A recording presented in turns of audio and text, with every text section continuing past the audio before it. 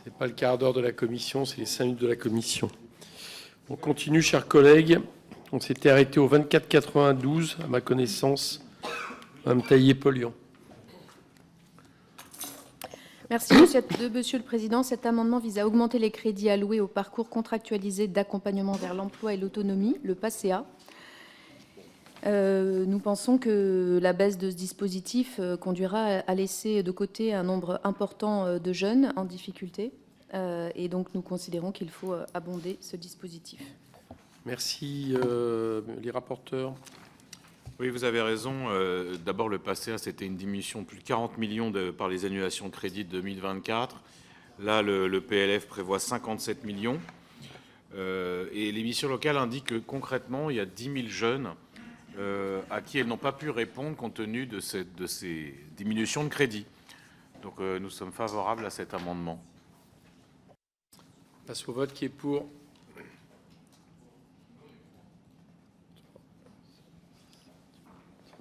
Qui est contre? Adopté. On passe au 109. Pas défendu. OK. On passe au 23-12, groupe écologiste. Merci, Monsieur le Président. Donc, cet amendement présenté par mon collègue Charles Fournier a pour objet le maintien du Fonds de développement de l'inclusion pour un montant de 40 000 €. Ce fonds est destiné à soutenir et développer les structures d'insertion par l'activité économique. À ce titre, il peut être mobilisé pour différents types d'actions: aide au démarrage d'une structure nouvelle, aide au développement, à l'adaptation et à la diversification des activités, aide à l'appui, conseil, aide à la professionnalisation, etc. Or, aucune dotation n'est prévue au titre du FDI 2025. Pourtant, ce fonds est indispensable au soutien des SIAE. Il convient de l'adapter aux enjeux et priorités, mais en aucun cas de le supprimer. Merci. Le suivant était de M. Viry et d'autres collègues de l'IOT, mais il n'est pas défendu. Les rapporteurs. Donc effectivement, le PLF 2025 ne prévoit plus de soutien au FDI, qui est quand même un fonds qui sert dans un contexte de ralentissement du soutien de l'IAE et qui ont des structures fragilisées. Donc c'est un avis favorable. Passe au vote. Qui est pour? Qui est contre? Adopté. Le 23-11. Le présent amendement de mon collègue Charles Fournier également a pour objet le développement des moyens de la formation des salariés en parcours au sein des structures de l'insertion par l'activité économique. Suivant, pas défendu. C'est une discussion commune. Madame la rapporteure. Alors en fait, là, je vais vous demander de retirer l'amendement parce qu'en fait, le budget du PIC est porté par le programme 103 et le PIC IAE fait partie du PIC. Et il y a d'autres amendements plus loin qui vont faire des propositions d'augmentation du PIC, donc du PIC IAE par ce biais-là. Voilà, notamment l'amendement 135 qui prévoit une hausse de crédit du volet national du PIC. Alors pour ceux qui nous écoutent, le PIC, c'est le plan d'investissement dans les compétences. Non, mais j'en prie. Vous le retirez? Écoutez, mon collègue n'étant pas là, et je sais qu'il tenait beaucoup à cet amendement, donc je n'ose le retirer. Donc je ne le retire pas. OK. Qui est pour? Qui est contre? Rejeté. J'écoute la rapporteure. Le 23-50, pas défendu. Le 16-05... pas défendu. Et le 27-64... non, le 16-05, Madame Dupont n'est pas là. Le 27-64... non, si, il est défendu.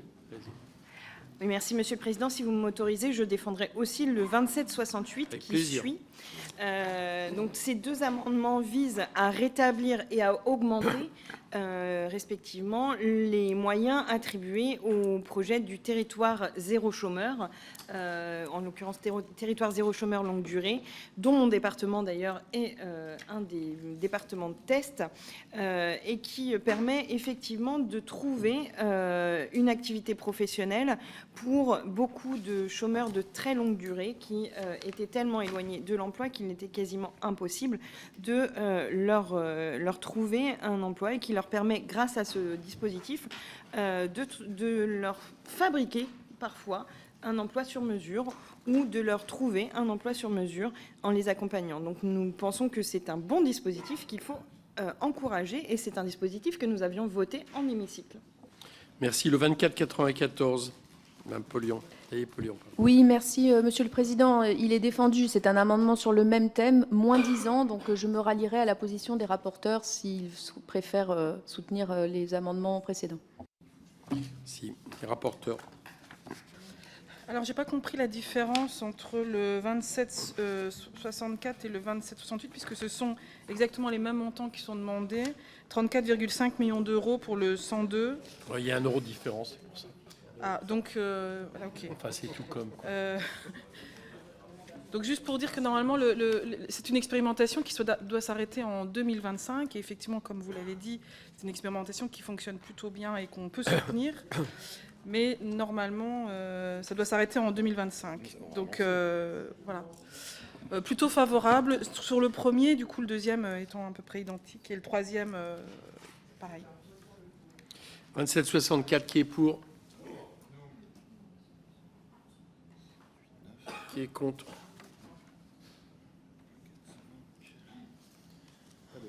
Adopté, les autres tombent. Le 261 non défendu. Le 2285, Mme Louwagie.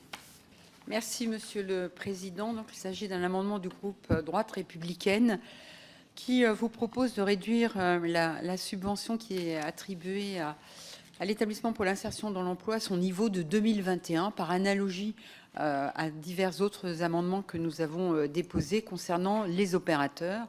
Encore une fois, notre priorité est de dire qu'il faut d'une part réduire la dépense et d'autre part probablement mieux organiser un certain nombre de services qui sont du ressort du périmètre de l'État en revoyant toute l'organisation et en diminuant donc la charge et tout ce qui concerne les opérateurs. Donc il vous est proposé là une diminution d'un petit peu plus de 10 millions d'euros.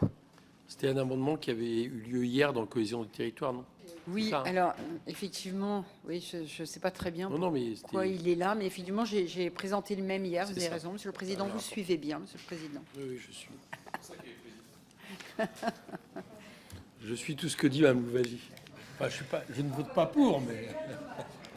Alors, il faut savoir que les résultats d'insertion de l'EPID se sont améliorés en 2023, puisqu'il y a plus de 47% de sorties positives, donc 6 points de plus par rapport à 2022, alors que les besoins financiers sont en hausse pour les EPID.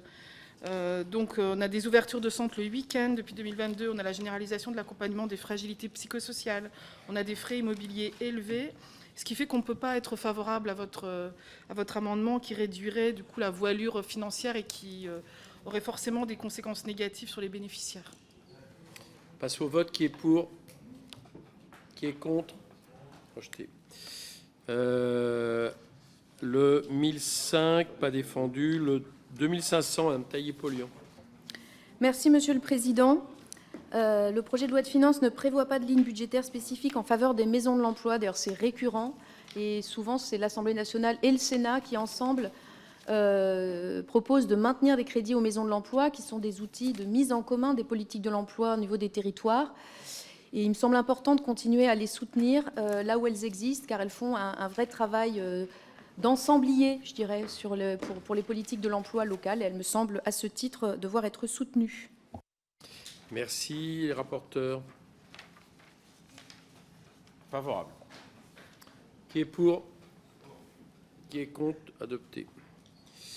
Le 2083, Monsieur Juvin. Merci, Monsieur le Président. Bon, le débat qui nous anime depuis le début de cette discussion est celui du contrôle du budget qui est très difficile cette année. Il faut que nous dépensions moins. Sur les politiques de lutte contre le chômage et de réinsertion, on a une situation qui est assez similaire à celle de l'Italie quand on regarde macroscopiquement, et pourtant nous dépensons 3 fois plus en politique de lutte contre le chômage et en faveur de l'inclusion que l'Italie. Donc ce que je vous propose, c'est la plateforme de l'inclusion, de retirer son financement, c'est une structure qui est très coûteuse et très peu efficace, d'après les éléments dont nous disposons. Et c'est ainsi que je vous propose de supprimer le financement à la hauteur indiquée de 3,7 millions. 262, Monsieur De Signy. Merci, les rapporteurs. Je dirais pas que c'est un dispositif inefficace. Certes... Pardon, excusez-moi. Ça marche pas. Oui, je ne dirais pas que c'est un dispositif inefficace. Certes, il coûte un peu. Enfin, là, on est sur vraiment un étiage qui est bas, hein, mais c'est quand même la plateforme de l'inclusion. Ça met en relation les demandeurs d'emploi avec les employeurs solidaires, les accompagnateurs que sont France Travail, les missions locales. Voilà. Je suis au regret d'être défavorable. Madame Louwagie. Oui, merci Monsieur le Président. Je voulais juste réagir sur l'observation que vous aviez effectuée sur l'EPID il y a quelques instants, parce qu'effectivement, cet opérateur, l'EPID, est financé sur 2 programmes, la mission cohésion des territoires et la mission travail que nous examinons. Donc, voilà, ce que je voulais dire ici, c'est qu'il y avait une certaine cohérence dans les amendements que nous portions. Merci. On peut passer au vote. Qui est pour? Qui est contre? Rejeté. On passe au 2772, Monsieur Clouet, discussion commune. Merci beaucoup, Monsieur le Président. Alors, cet amendement, si vous m'autorisez, je ferai aussi le 74 qui est juste après, vise à mieux cibler les aides dont bénéficient les employeurs d'apprentissage. On le sait, l'apprentissage a connu une explosion à la fois du nombre de personnes qui entrent dans les dispositifs, mais aussi du prix public de l'aide dans ces dispositifs-là. On est aujourd'hui à 25 milliards d'euros par an. C'est une somme qui est gigantesque. On dépense plus par apprenti qu'à la fac, par exemple, aujourd'hui. Ce qui ne veut pas dire qu'il faut baisser l'argent des apprentis, ce qui veut dire qu'il faut augmenter, évidemment, l'accompagnement des jeunes qui sont à la fac. Et ces dépenses, elles se font de manière relativement inconditionnelle, parce qu'elles sont maintenues, y compris pour les employeurs qui ne font pas leur devoir d'encadrement. On sait que c'est un peu plus d'un tiers d'entre eux et d'entre elles. Ça se fait également malgré des taux de rupture qui sont gigantesques. De 2017 à aujourd'hui, le taux de rupture des contrats d'apprentissage a doublé, et ce, sans qu'il y ait de conséquences sur l'accompagnement financier des employeurs. Et ces causes d'abandon, on les connaît, c'est les missions sans rapport avec la formation, l'usage des apprentis de manière substituée à une main-d'œuvre tout à fait ordinaire, etc., etc. Alors écoutez, on a déjà réussi à empêcher que vous mettiez un impôt à 50 € sur les apprentis dans le PLFSS à quelques mètres d'ici. Donc continuons.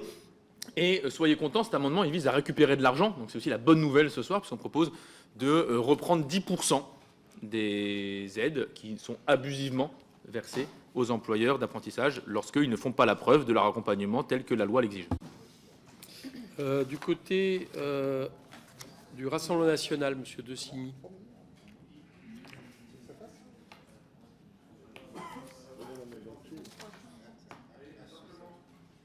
Allez-y, allez-y. Oui, merci. Défendu, mais simplement, je voudrais rebondir par rapport à l'apprentissage, parce qu'aujourd'hui, on veut diminuer les fonds pour l'apprentissage, mais je pense que c'est une erreur stratégique, parce que tous les métiers pour lesquels on a des besoins structurellement dans le pays, tous les métiers en tension sont issus de métiers dont les formations font partie du socle de l'apprentissage. Donc diminuer les aides, alors j'ai entendu que c'est dans le cas où les chefs d'entreprise n'auraient pas démontré l'efficacité, mais j'attire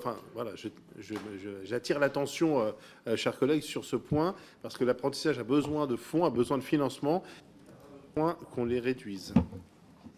D'accord. Le suivant n'est pas défendu. Le 3070, Monsieur Morel. Oui, alors, l'apprentissage, c'est un sujet qui mériterait des heures de débat en réalité. Moi, je crois beaucoup à ce... Non. On peut, mais je ne suis pas sûr que Monsieur le Président soit d'accord.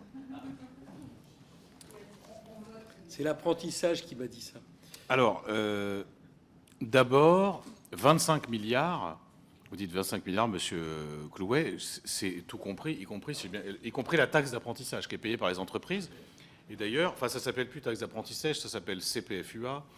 D'ailleurs, quand vous êtes une grande entreprise, vous payez une surtaxe d'apprentissage, la CSA. Mais c'est vrai qu'il y a une politique publique d'accompagnement et de soutien à l'apprentissage depuis, on va dire, une quinzaine d'années. Et ça s'est accéléré ces derniers temps. Il y a des effets d'aubaine, c'est incontestable. Pour autant, moi, je ne suis pas d'accord avec le gouvernement. Le gouvernement, il s'est dit, bon, sur le programme 103, on va faire des super économies. C'est pratique, on va prendre presque 1 milliard sur l'apprentissage. Et c'est là que moi je pense que c'est une erreur. C'est une erreur pourquoi? Parce que autant on peut estimer que 6 000 € de prime à l'embauche pour les niveaux 6 et 7, c'est-à-dire Bac plus 3, Bac plus 4, c'est peut-être un peu trop. Autant pour les niveaux infra-Bac ou Bac plus 2, dans des domaines où il y a des besoins, parce que l'apprentissage c'est aussi une forme de pédagogie qui est appréciée par certains élèves qui sont pas forcément, qui n'ont pas une appétence forcément pour le scolaire. Moi, je pense que ce que propose le gouvernement, c'est trop brutal.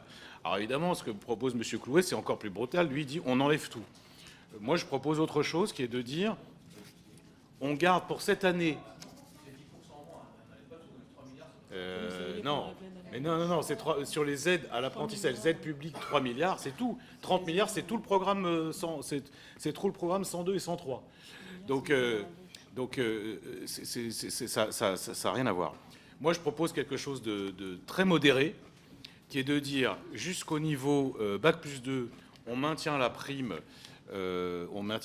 à 6 000, et à partir de Bac+2, on commence à descendre et on est sur 4 500. Pourquoi je distingue pas les grandes et les petites entreprises? C'est parce que, vous savez sûrement, mais l'immense majorité des apprentis, ils sont dans les petites entreprises. Hein, c'est moins de 50 salariés, je ne sais plus combien. 66% des apprentis sont dans les entreprises de moins de 50 salariés. Donc, en fait, ça ne ferait pas gagner beaucoup d'argent. Quant au niveau de qualification, j'alerte quand même les collègues qui sont par principe un peu hostiles, et c'est vrai qu'il y a eu une montée en puissance de l'apprentissage. Les universités publiques elles-mêmes, elles ont développé des programmes en faveur de l'apprentissage qui marchent bien. Et j'ai un dernier argument. Quand vous regardez dans les écoles d'ingénieurs, les écoles de commerce, pour les gens qui sont issus de la classe ouvrière, il y a 4 fois plus d'enfants de la classe ouvrière en statut apprenti dans les écoles d'ingénieurs et de commerce que sous statut scolaire. Donc, même en termes de lecture de classe, c'est un débat qui doit être quand même nuancé. Bien, le 21-21 pas défendu. Madame Louwagie, 26-56.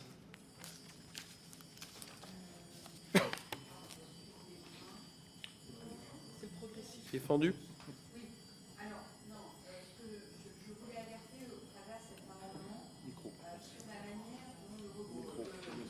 Excusez-moi. Merci, Monsieur le Président. Je voulais alerter au travers de cet amendement, c'est un amendement d'appel, sur la manière dont le gouvernement souhaite recalibrer le dispositif. Je pense qu'il y a une question de savoir si ce recalibrage touche les contrats qui ont été engagés avant le 31 décembre 2024. Voilà. Et moi, je n'ai pas de réponse à cette question. 2, effectivement, est-ce qu'il y a un recalibrage qui va dépendre de la taille de l'entreprise ou de secteur d'activité? Et 3, est-ce qu'il y a un recalibrage qui va dépendre de la formation, comme vient de l'évoquer monsieur le rapporteur? Nous, de notre côté, du côté de la droite républicaine, on est très attachés à ce que les très petites entreprises et petites et moyennes entreprises puissent conserver cette possibilité et un soutien important à l'apprentissage, et en priorité également les métiers avec des faibles niveaux de formation, BEP, CAP, Bac. Voilà. Véritablement, on souhaite que ces dispositifs soient le plus soutenus. Et là, c'est vrai qu'on n'a peut-être pas de réponse sur la manière dont le gouvernement souhaite recalibrer, mais en tout cas, on veut alerter au travers de cet amendement.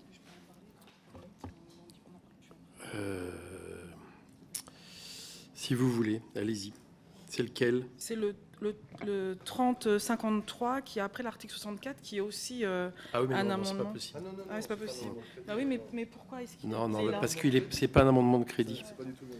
Non, excusez-moi, je croyais que vous me parliez d'un amendement. Non, mais vous allez répondre parce que de toute façon, vous avez des avis à donner en tant que rapporteur. Donc non seulement vous allez répondre, vous allez pouvoir parler tous les deux, c'est pas un sujet, mais du coup, de fait, vous devez parler. Alors, juste pour répondre à Mme Louwagie, la difficulté dans laquelle on est, c'est que le gouvernement a dit on va prendre à peu près 600 millions en autorisation d'engagement et un peu plus en crédit de paiement sur l'apprentissage. Mais ils ne nous disent pas comment. Pourquoi? Parce qu'ils cherchent encore. Est-ce qu'on va mixer les critères, la taille de l'entreprise et le niveau de diplôme? Est-ce qu'on va préserver, par exemple, les CAP jusqu'à Bac+2, et puis après, on va diminuer l'aide à 4 500 ou 3 000? Est-ce qu'on va mixer ça avec la taille des entreprises? Comme je le disais, à mon avis, ça ne rapporte pas beaucoup d'argent. Bref, nous aujourd'hui, on est face à une situation où on ne sait pas comment le gouvernement va organiser la baisse des crédits pour l'apprentissage. Ce qui est d'ailleurs une source d'inquiétude pour tous les acteurs. Les facs, qui se demandent comment elles vont faire, les chambres des métiers, les chambres de commerce. Il y a une inquiétude générale dans le monde de l'apprentissage et il n'y a pas de réponse claire du gouvernement. Moi, la seule chose que je pourrais préconiser, c'est qu'on fasse quelque chose de simple. Si on commence à multiplier les critères, on ne va pas s'en sortir.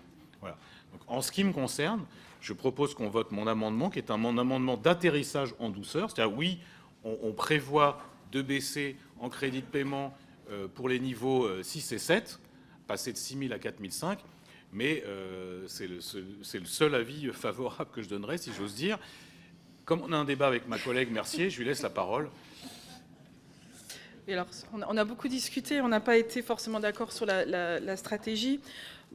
Il y a une chose sur laquelle j'ai peut-être un accord avec Monsieur Clouet, c'est sur le fait que cette aide à l'embauche, à un moment donné, elle ne devrait plus exister. Il faudrait qu'on arrive à la faire disparaître. Le dispositif d'apprentissage, il devrait fonctionner tout seul, sans qu'on ait besoin de biberonner les entreprises à l'aide à l'apprentissage.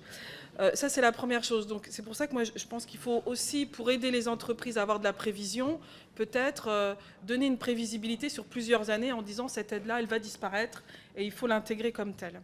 La deuxième chose sur laquelle on n'est pas tout à fait d'accord, c'est que moi, je pense que ce serait une erreur de couper par rapport à des niveaux de diplôme. Parce qu'il y a des étudiants qui continuent des études, parce qu'il y a des parcours d'apprentissage, des étudiants qui ne feraient pas des études en niveau 6 ou en niveau 7, y compris en niveau master. Et la deuxième chose, c'est que ça permet, comme c'est beaucoup d'entreprises et de petites PME qui utilisent les contrats d'apprentissage, ça permet aussi à ces PME de s'enrichir de compétences de jeunes étudiants pendant 2 ans qui sont en apprentissage à des niveaux master, et elles en ont aussi besoin. Et donc finalement, on est sur un enrichissement mutuel, à la fois des jeunes qui sont en formation, et c'est quand même un dispositif de financement de la formation. C'est pas un dispositif de financement de l'insertion professionnelle, mais vraiment de la formation avec des modalités d'alternance qui sont faites. Donc du coup, moi j'avais plutôt cet avis un peu plus mitigé en disant oui, peut-être qu'il faut qu'à un terme qu'on la supprime parce que ça coûte cher et qu'à un moment donné, ça doit fonctionner sans cette incitation-là. Il ne faut pas le faire brutalement d'une année à l'autre. Et par contre, la question des diplômes, il faut se méfier parce que ce n'est pas parce qu'on est à niveau master que ce n'est pas utile et pour les étudiants et pour les entreprises. Bon, je note. Moi, je veux dire aussi une réaction, j'en ferai pas d'autres sur la question de l'apprentissage juste de fond. Moi, je crois que la question, c'est pas apprentissage ou pas apprentissage, c'est quelle place on donne à l'apprentissage. Et de ce point de vue-là, moi, je suis assez vieille école, hein, j'admets, c'est-à-dire que pour moi, un patron, c'est pas un enseignant. Voilà, c'est pas à lui d'enseigner. Et donc, du coup, pour moi, l'apprentissage doit faire partie d'un cursus qualifiant, professionnalisant, éducatif, dont le fleuron est le lycée professionnel et les études techniques qui peuvent suivre, BTS, etc., mais qui doit être intégré là-dedans. Bon, le problème que nous avons, c'est que depuis maintenant plusieurs années, en lien également avec l'affaiblissement de toute la filière lycée professionnel dans ce pays, l'apprentissage est devenu une voie royale en tant que telle. Voilà, avec pour moi quelque chose qui rétrograde et avec au-delà du caractère problématique que ça peut comporter comme vision justement de qualification, et notamment quand même de qualification pour des enfants des classes populaires. Je parle de l'apprentissage tel qu'il s'impose depuis quelques années, avec en plus derrière ça des effets à la fois d'aubaine d'embauche incontestables, c'est-à-dire que ça devient de facto des emplois sous-payés et qui deviennent même indispensables pour certaines boîtes, parce que je sais aussi que des boîtes sont parfois en concurrence et que c'est difficile pour elles de ne pas céder justement à cette tentation par rapport à d'autres boîtes. Donc je ne fais pas de leçon de morale par rapport à ça, mais c'est une vérité. Donc effet d'aubaine, avec à la sortie une rotation quand même assez importante par rapport à ces salariés. Et un deuxième élément quand même qui n'est pas anodin, c'est que ça participe beaucoup au, entre guillemets, excellent résultat de la création d'emplois depuis 2017. Parce que je vous rappelle que les apprentis, c'est considéré comme des emplois et que dans les 2 millions d'emplois qu'on nous annonce, il y a ces centaines de milliers d'apprentis où il y a une augmentation considérable. Donc moi, c'est pour ça, Monsieur Morel, j'entendais ce que vous dites. Encore une fois, si l'apprentissage était à sa place, parce que c'est quelque chose d'absolument indispensable dans un cursus, moi, j'y verrais pas d'inconvénient. Le problème, c'est que ça a été dévié depuis quelques années, voilà, et que du coup, c'est problématique. Donc moi, je suis assez favorable au fait de baisser les aides, enfin, même très favorable, et je serais aussi favorable au fait qu'on revalorise l'enseignement professionnel dans ce pays. Maintenant, c'est pas autre chose, parce que moi, j'entends bien le discours derrière, c'est pas autre chose. Progressivement, on fait de l'apprentissage, l'alpha oméga, en réalité, de parcours qualifiant, et ça, c'est problématique. Voilà. C'était vieille école, j'en disconviens pas, mais c'est assez précis. Alors, j'ai plein d'inscrits. Il y a Monsieur De Signy. Je vais reprendre un par groupe, ne vous inquiétez pas. Monsieur De Signy. Merci, Monsieur le Président. Il y a certains points sur lesquels je suis d'accord avec vous. Effectivement, c'est un trompe-l'œil au niveau des chiffres de l'emploi, mais le fait est qu'un contrat d'apprentissage, c'est un CDD. Donc, de facto, il rentre effectivement dans les critères. Ce n'est pas forcément toujours une aubaine pour les entreprises, mais parfois, et la plupart du temps, surtout chez les artisans, c'est la possibilité de transmettre un savoir-faire. Et c'est pour ça, Madame la rapporteure, que je ne suis pas d'accord avec vous, excusez-moi, mais quand vous dites qu'il faut réduire et voire supprimer à terme les aides à l'embauche, c'est une erreur stratégique, parce qu'en faisant ça, vous supprimez de facto un très grand nombre de postes en apprentissage. Pourquoi ? Parce que quand un petit patron prend avec lui un apprenti, pendant un certain temps, d'ailleurs pendant la plupart de la première année, voire de la seconde, il va le former. Il va consacrer du temps ou mettre à disposition un de ses salariés pour le former. Donc de ce fait-là, la personne son maître d'apprentissage n'est pas productif pendant ce temps-là. Monsieur le Président, vous disiez c'est pas que les entreprises se servent des apprentis comme de la main-d'œuvre pas chère, mais c'est pas le cas. La plupart du temps, peut-être dans certains métiers, mais dans 90% des cas, la réalité, c'est que c'est une formidable école de formation. Et je terminerai sur le fait de dire qu'il y a une différence entre effectivement l'enseignant et le maître d'apprentissage, c'est qu'ils n'apprennent pas la même chose. Un enseignant au sein, et qui existe dans le cursus d'apprentissage, enseigne les matières générales et enseigne le cursus scolaire, et le maître d'apprentissage apprend un métier. Ce sont deux choses différentes et complémentaires à la fois. Merci. Alors attendez, j'ai plusieurs inscrits. Madame Tallier-Polian. Merci, Président. J'ai une petite question parce que j'ai pas bien saisi et j'arrive pas à retrouver l'amendement de Monsieur Clouet. Revient à supprimer l'intégralité des crédits ou 3 milliards, donc parce que nous on considère, donc c'est en fonction de cette réponse que je pourrais peut-être, me déterminer sur l'amendement que nous souhaitons soutenir. Nous, on est le groupe écologiste favorable à l'apprentissage pour certains métiers, pour certaines formations, mais nous ne pouvons que déplorer le fait qu'il y ait eu une forme de gabegie et le fait de masquer le chômage des jeunes par la multiplication de l'apprentissage à tout va, avec des effets d'aubaine assez forts, d'ailleurs au détriment des jeunes sortis d'études et qui cherchaient un travail, puisqu'il n'y avait plus de postes que d'apprentissage, qu'il vient par ailleurs combler un problème majeur qui est le problème du financement des études des jeunes qui souhaitent poursuivre, parce qu'aujourd'hui, s'il y a des jeunes, et notamment issus des catégories populaires, qui doivent trouver une entreprise pour faire leur apprentissage, c'est pour poursuivre leurs études, et c'est parce que le système d'aide sociale, des bourses, et nous appelons de nos voeux une allocation universelle, n'est pas à la hauteur. Donc oui, pour le recadrer, ça c'est sûr, parce qu'il y a eu des effets d'aubaine majeurs, non pour le supprimer, parce qu'il me semble qu'il peut être bénéfique à certains jeunes. Mais là, on était dans un dispositif totalement démesuré. Merci. Madame Louwagie. Merci, Monsieur le Président. Je voudrais réagir sur quelques propos. Quand vous dites, Monsieur le Président, que le patron, parce que c'est ce que vous avez indiqué, n'est pas un enseignant. Oui, certes, mais il participe, je dirais, à l'apprentissage, à apprendre des techniques, voilà, de fait. Et pour un certain nombre d'enfants, de jeunes, cela correspond tout à fait à leur attente, parce que finalement, le système scolaire, quelquefois, ne leur convient pas. Et moi, je considère que l'apprentissage, c'est une voie d'excellence. Ça n'est aucunement fait pour masquer le chômage. Je ne peux pas vous laisser dire ça. cela correspond à un certain nombre de jeunes. Et je vais vous dire, ce matin, j'ai reçu un message, et ça va répondre à votre point, on vous indiquiez que les emplois étaient sous-payés, qu'il y a des effets d'aubaine. On a aujourd'hui des jeunes qui cherchent des maîtres d'apprentissage. Et là, je reçois un message ce matin. Bonjour Madame Louvagie, je me permets au nom de mon fils de vous contacter. Mon fils est actuellement à la recherche d'un maître d'apprentissage avant le 19 novembre. Sans employeur, il ne pourra pas être inscrit pour son examen en juin. Donc vous voyez, il y a une vraie attente du côté des jeunes. Et Monsieur Clouet, très sincèrement, quand je lis votre exposé de l'amendement 2772, que vous dites que l'apprentissage, c'est un cadeau au patronat, gigantesque gâchis d'argent public. Franchement, je ne peux pas vous laisser, je ne le vois plus, mais non, il ne veut pas m'entendre, mais c'est dommage, mais franchement, je ne peux pas vous laisser écrire ça. Sans réagir. Juste une chose, j'ai pas dit que le patron ne participait pas. Hein. J'ai dit que pour moi, il intégrait un cursus, et c'est pas lui l'enseignant principal. Et la deuxième chose, j'ai pas dit que ça masquait le chômage, mais par contre, ça embellit les résultats de l'emploi. Ça, c'est incontestable, quand même. Ah, d'accord, ok. Didier Padet. Oui, merci, Monsieur le Président. Bon, j'ai été directeur d'un centre. Il y a un sujet qu'il faudrait qu'on aborde, c'est la collecte de la taxe d'apprentissage.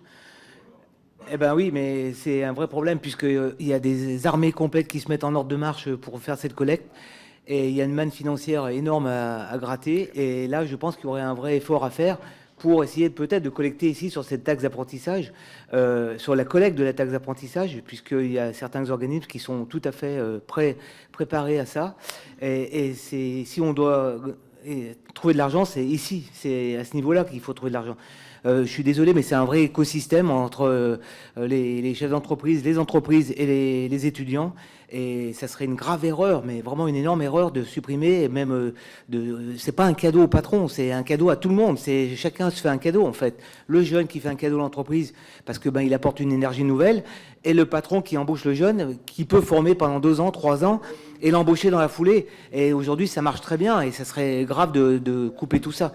Mais par contre, je sais pas, je connais pas la liste des amendements. Sincèrement, si on pouvait faire un travail là-dessus, sur cette taxe d'apprentissage et la collecte, ça serait un vrai travail qu'on pourrait apporter, quoi. Alors, attendez. Dans les autres intervenants qui voulaient intervenir sur le débat, Madame Amiot. Oui, mais merci Monsieur le Président. Alors, je vais essayer de me faire le porte-parole de l'ensemble de mes collègues, puisqu'il y a beaucoup de choses qui nous ont fait réagir. Déjà, une première chose, c'est que un jeune ou un moins jeune d'ailleurs qui rentre en apprentissage n'a pas du tout le même rapport avec un enseignant qu'il a avec un patron. Il y a d'un côté un rapport d'exploitation et de subordination, et de l'autre côté un rapport d'éducation. Et rappeler aussi qu'il n'y a pas que des petites TPE, PME qui ont recours à l'apprentissage. J'ai en tête une petite PME qui s'appelle Air France KLM et qui forme la quasi-totalité de ses stewards et de ses hôtesses de l'air en alternance, en apprentissage, avec du coup ce genre de contrat et avec du coup des aides qui les formait déjà avant que cela existe et qui continuera à les former après que les dispositifs d'aide existent aussi. Ce n'est pas une petite TPE, PME qui transmet un savoir-faire particulier. Il y a des formations, effectivement, qui pourraient être totalement détachées et qui permettraient, je pense, de former aussi d'autres jeunes si on allait comme dans le sens de ces amendements, et qu'on redistribuait vers les lycées professionnels. Et c'est d'ailleurs pour ça que nous allons retirer l'amendement 2772 au profit du 2774, qui est bien plus mesuré et qui peut répondre à ces problématiques.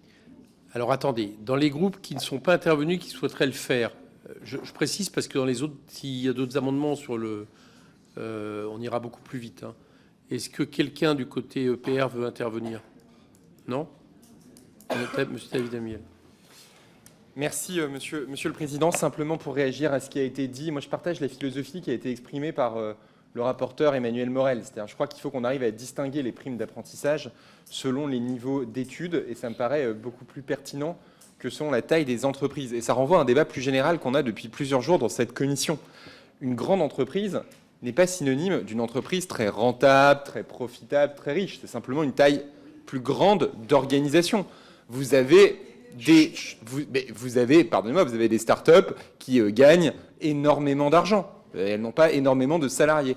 Et vous avez à l'inverse des grandes entreprises, des grandes organisations industrielles qui traversent des situations économiques difficiles. Donc ça ne me paraît pas être un bon critère. Une entreprise, c'est pas comme un individu.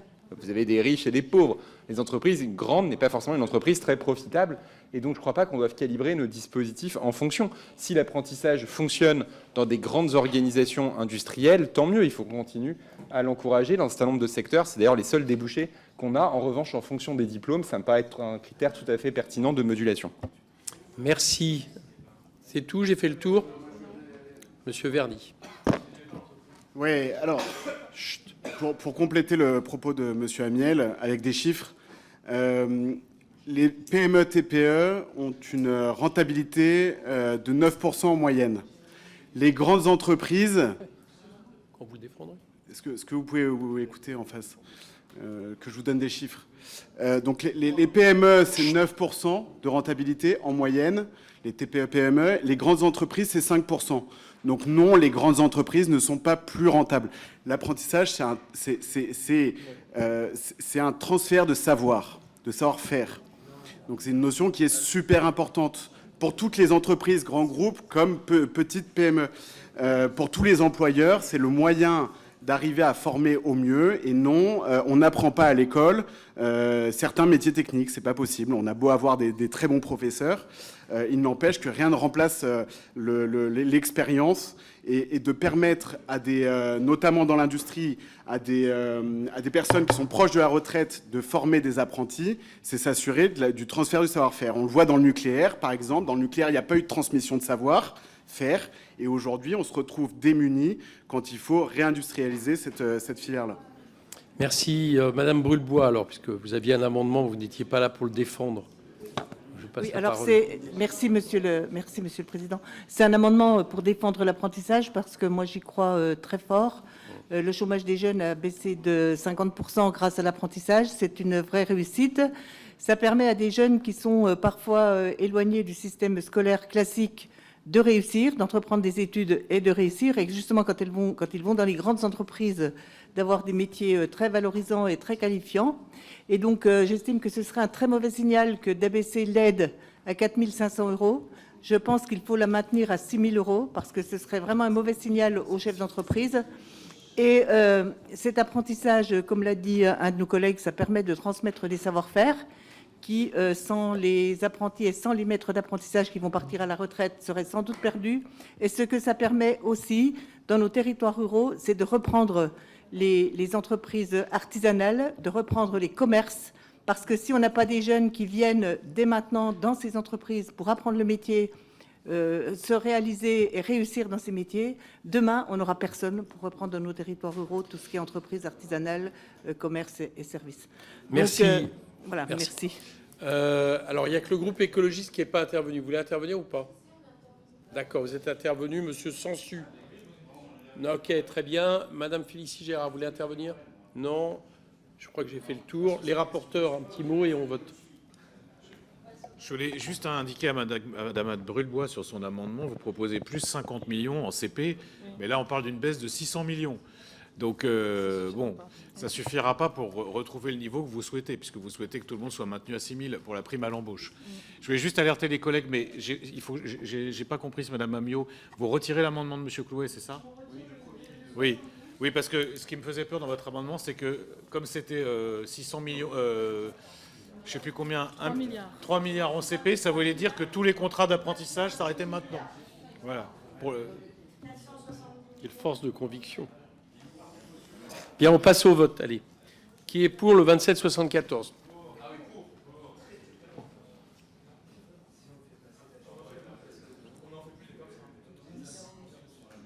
Qui est contre?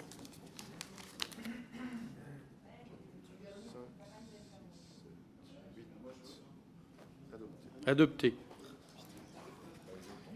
Du coup, les autres tombent. C'est ça? Tous les autres?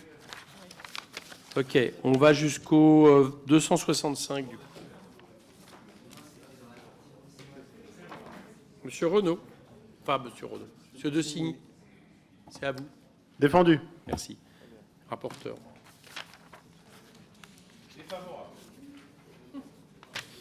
Passe au vote. Qui est pour? Qui est contre? Rejeté. Madame Mercier. Oui, alors c'est ce que je disais tout à l'heure, c'est pour remonter le budget du PIC national à son niveau de 2024, puisqu'il a subi une coupe budgétaire importante en 2025, donc plus de 125 millions d'euros, à l'intérieur duquel on retrouve le PIC IAE. Voilà. Alors, je ne me souviens pas tout à l'heure, qu'est-ce qui lui est arrivé à l'amendement que vous demandiez de... Il a été retiré. Non, non, c'est juste que j'ai en souvenir. Non, il n'a pas été adopté. Non, il a été rejeté. C'est ce que je voulais savoir. OK. Qui est pour? Qui est contre? Adopté. Madame Félicie Gérard, 16-14. Merci, Monsieur le Président. Le dispositif des emplois francs a été conçu comme une réponse aux barrières à l'emploi que peuvent rencontrer les habitants des quartiers prioritaires de la politique de la ville. Pour autant, les effets conjugués de la baisse du chômage dans notre pays et des nombreux secteurs d'activité cherchant à recruter ont changé la donne sur ce sujet. En conséquence, ce dispositif très coûteux pour nos finances publiques n'a pas vocation à perdurer. Pour autant, des crédits de paiement sont toujours budgétés pour l'année 2025. Cet amendement propose donc de supprimer les 91 millions d'euros de crédits de paiement destinés aux emplois francs. Le rapporteur. Je peux être que défavorable parce que je suis d'accord avec vous sur les emplois francs. Et d'ailleurs, l'expérimentation s'arrête au 1er janvier 2025. Mais les CP qui ont été mis par le gouvernement, les 91 millions, c'est pour les contrats déjà engagés en 2024. Donc ça constituerait une forme de rupture que je ne crois pas souhaitable. Madame Tali-Polian. Oui, moi je serais défavorable à cet amendement également, et moins critique envers les emplois francs. En tout cas, critique envers le fait qu'il n'y a pas de politique de l'emploi à destination des quartiers prioritaires de politique de la ville. Il n'y a quasiment d'ailleurs plus de politique à destination des quartiers prioritaires de la ville, et que c'est là encore une baisse de crédit pour les habitants et les habitantes de ces quartiers. À ce titre-là, je m'interroge fortement sur le fait que écoutez, les politiques envers ces personnes sont défaillantes, et donc c'est la raison pour laquelle je ne peux souscrire à cet amendement. Merci. Donc du coup, on passe au vote. Qui est pour l'amendement de 16-14? Qui est contre? Rejeté. Alors 23-17, c'est le RN. Défendu. Rapporteur. Pour. Contre. Rejeté. 24,99, Madame Taillé-Polian. Merci, Monsieur le Président. Le présent amendement vise à augmenter les crédits du Fonds de cohésion sociale pour répondre aux besoins des associations qui le mettent en œuvre. Cet amendement prévoit de passer à 40 millions d'euros les crédits alloués pour 2025. Ce fonds intervient soit directement en garantie, soit en dotation de fonds de garantie préexistants pour garantir des prêts accordés par des établissements bancaires et financiers à des personnes à faible revenu. Pour nous, il semble important de le maintenir. Merci. Les rapporteurs. Favorable. Passe au vote. Qui est pour? Qui est contre? Adopté. 263 RN. Défendu. Merci. Même vote. Rejeté. Le 27,90. Ah non, excusez-moi. Non. 263, les rapporteurs. Ah oui, mais j'ai... vous avez deux? Ah voilà, c'est bon là. D'accord, rejeté. Pardon. 27,90. Monsieur Clouet.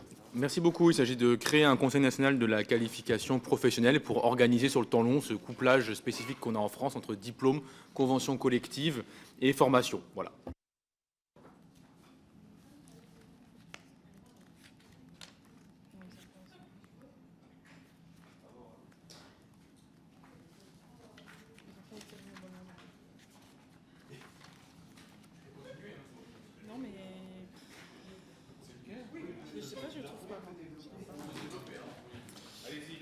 Le 27,90, tenez-le, il est là.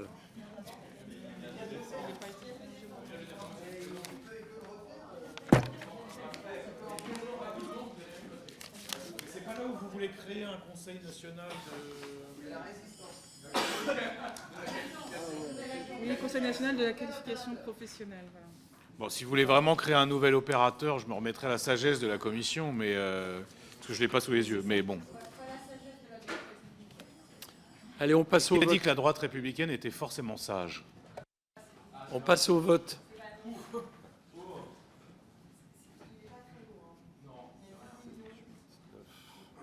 Qui est contre? Adopté. Rejeté. Le 2086, Monsieur Juvin. Chut, chut, chut. Merci, Monsieur le Président. Bon, encore un opérateur de l'État qui, en fait, cette fois-ci, ces entreprises s'engagent, dont le but est de coaguler les entreprises, des mécènes qui participent à un GIP. Alors, j'ai regardé les rapports d'activité. D'abord, est-ce que c'est efficace? Il n'y a aucun élément qui permet de dire que c'est efficace. Même quand on lit entre les lignes, on a l'impression qu'ils ne font pas grand-chose, très franchement.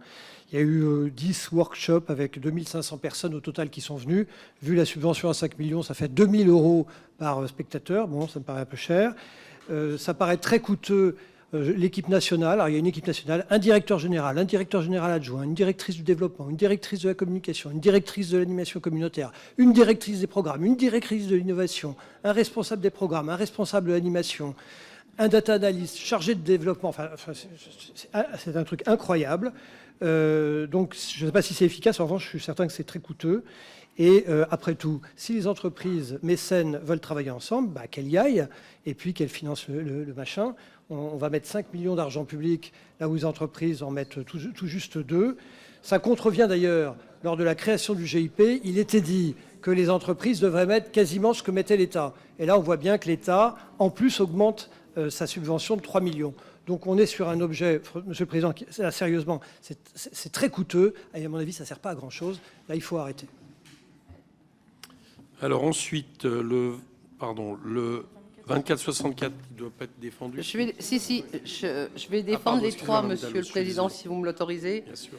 Le premier amendement de mon collègue Nicolas Ray, c'est effectivement diminuer de 5 500 000 le GIP, les entreprises s'engagent, dont la mission originelle était des actions de communication et de coordination. Soit. Sauf que quand on veut coordonner, aujourd'hui, quand on prend en compte l'ensemble des opérateurs qui travaillent sur ce sujet, on a bien entendu le ministère du Travail, on a France Travail, on a les CCI, on a les chambres de métiers, d'artisanat, on a les fédérations professionnelles, les organisations patronales et syndicales et les entreprises elles-mêmes. Donc on voit bien qu'à un moment donné, il y a une couche supplémentaire qui a été créée et qui n'a pas prouvé son efficacité. Donc le premier amendement propose de retirer 5 500 000 €. Le deuxième amendement, le 2702, c'est 3 500 000 €. Et le troisième, c'est 3 millions d'euros pour réduire la facture de cet opérateur qui n'a pas trouvé son espace, d'une part, et qui nuit gravement à la lisibilité de la politique en matière d'emploi et de coordination de l'emploi auprès de nos entreprises. Vous m'avez entièrement convaincu. Je rigole pas. Le RN, Mme Bariboy, vous avez un amendement défendu? Merci. Les rapporteurs. Bon, c'est vrai que vous avez été très convaincants et nous-mêmes, dans nos recherches actives pour trouver le bilan de ce groupement, ça n'a pas été hyper concluant. Donc, on avait prévu sagesse, mais on pourrait même dire favorable, en fait. Allez, on passe au vote. Qui est pour le 2086, 2464? Adopté. Alors là, même, là, franchement, profitez-en, hein.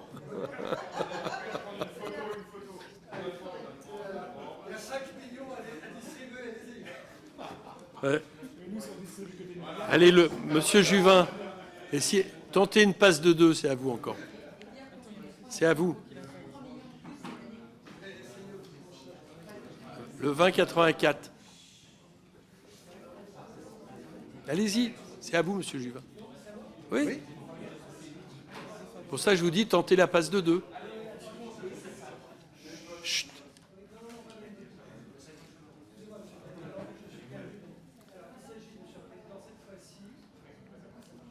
Je sais pas. Quelqu'un a gardé un micro ou pas? Non? Rappuyez. Ça marche, là? Allez-y, ouais. C'est bon, c'est bon. C'est bon, c'est bon. C'est bon, merci. Merci, Monsieur le Président. Alors, il s'agit dans la même préoccupation de faire le ménage dans les opérateurs de l'État qui sont extrêmement coûteux, de supprimer la subvention de l'État à Centre Info, qui est issu du programme Accompagnement des mutations économiques et développement. Là aussi, j'ai tenté de comprendre quelle était la valeur ajoutée et objectivement, moi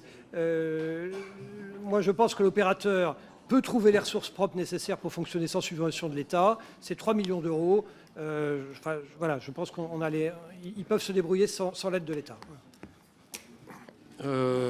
Ensuite, le Rassemblement national. Défendu?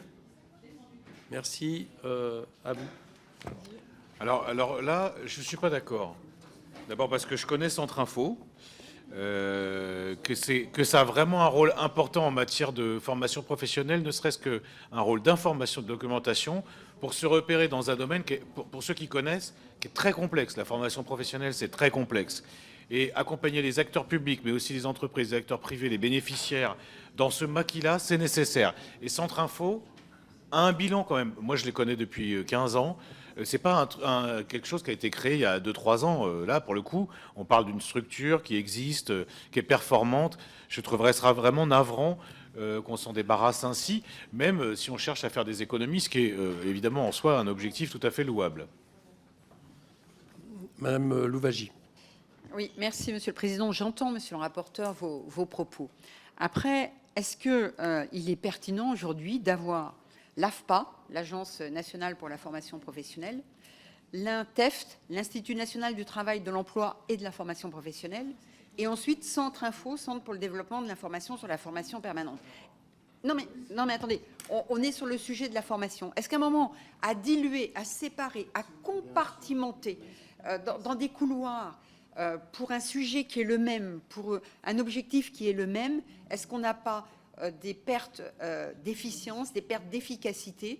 Et par ailleurs, est-ce qu'on apporte de la lisibilité aussi aux acteurs? Parce que quelquefois, on a aussi cette difficulté, les acteurs ne savent plus très bien à qui s'adresser quand ils veulent s'adresser sur un sujet qui concerne la formation. À multiplier les acteurs, on apporte aussi une difficulté pour l'accès des citoyens à une information. C'est un petit peu l'objet. À force d'avoir une diversité d'acteurs, ça devient problématique. Passe au vote qui est pour. Non, Monsieur Labaronne, allez-y. Moi, je partage entièrement ce qui est dit là à l'instant sur la multiplicité des organismes, France Compétences, Office national sur les enseignements et les professions, l'Institut national du travail et de l'emploi et de la formation, etc. Enfin, d'autres organismes ont été évoqués. Est-ce qu'il n'y a pas nécessité de porter une réflexion sur l'organisation, les complémentarités, les synergies, de manière à offrir une information claire, accessible, efficace à nos compatriotes?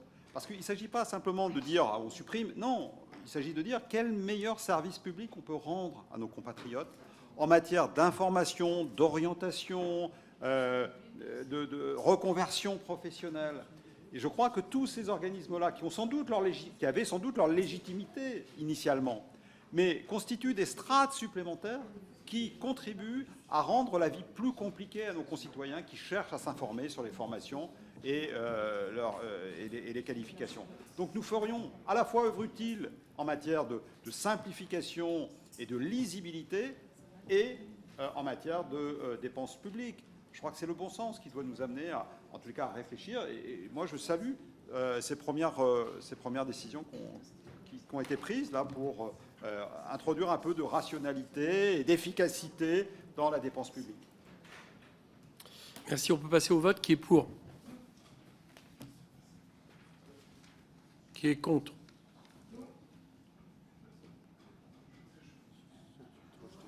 Rejeté.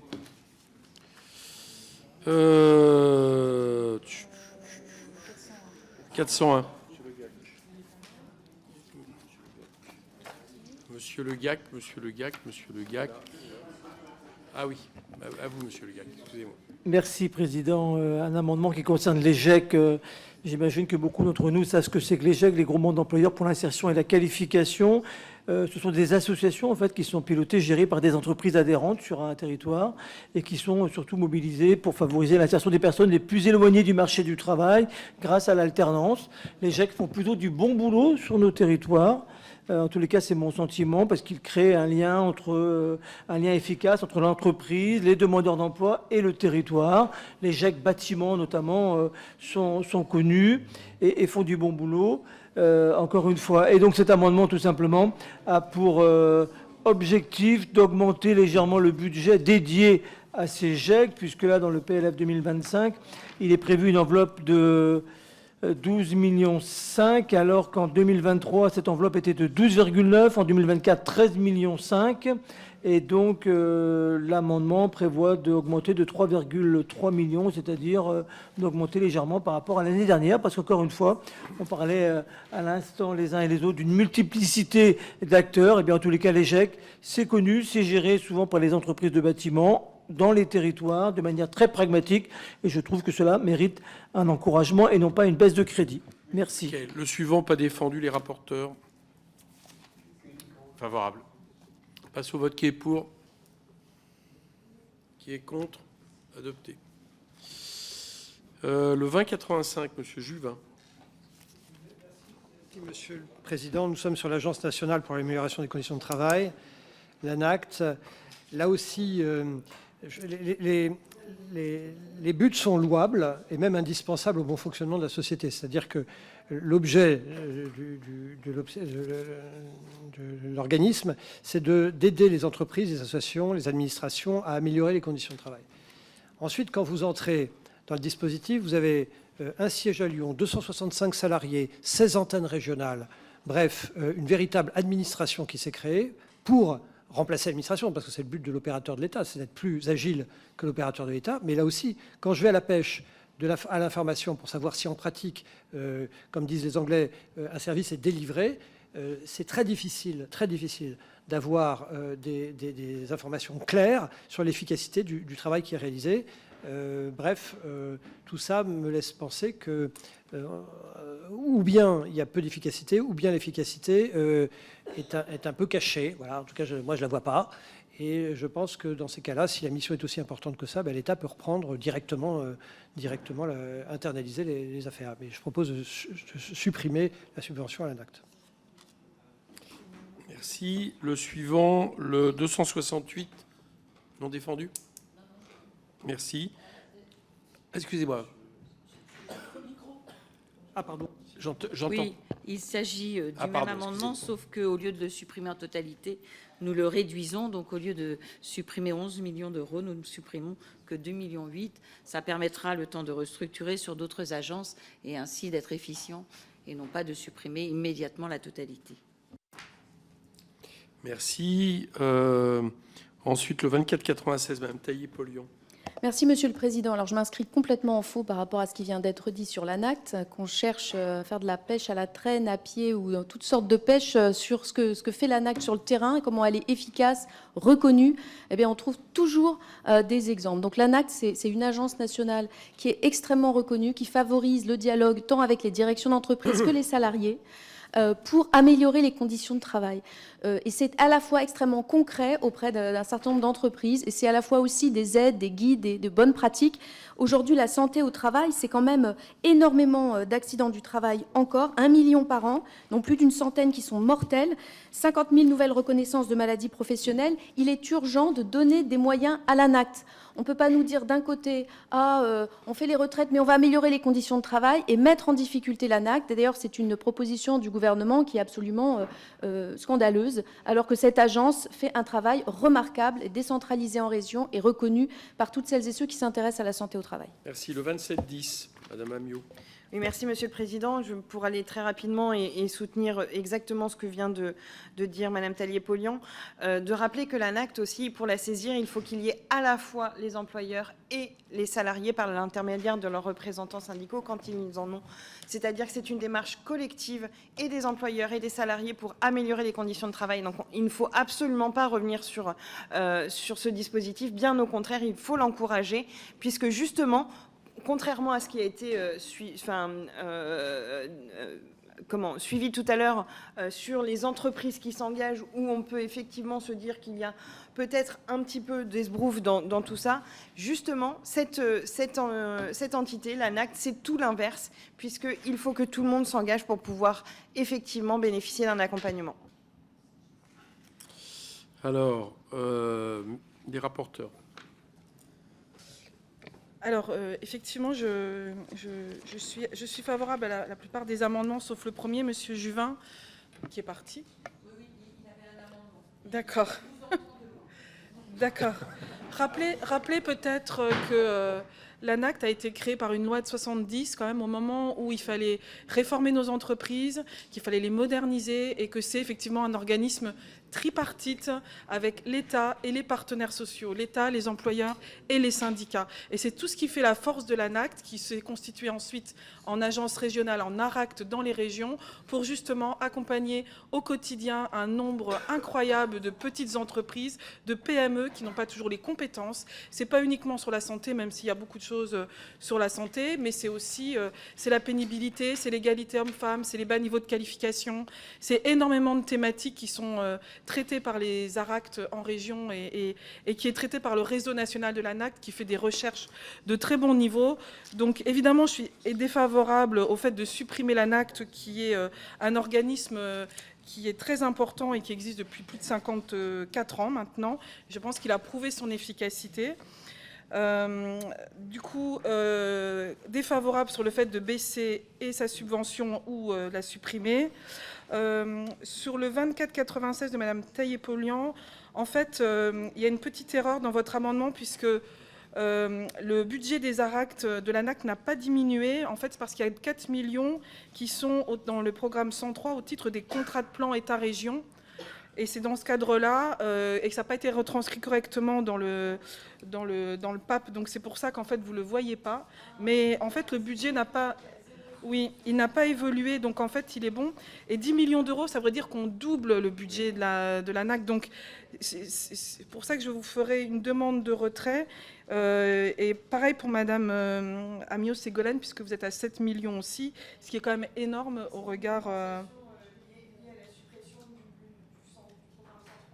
Oui.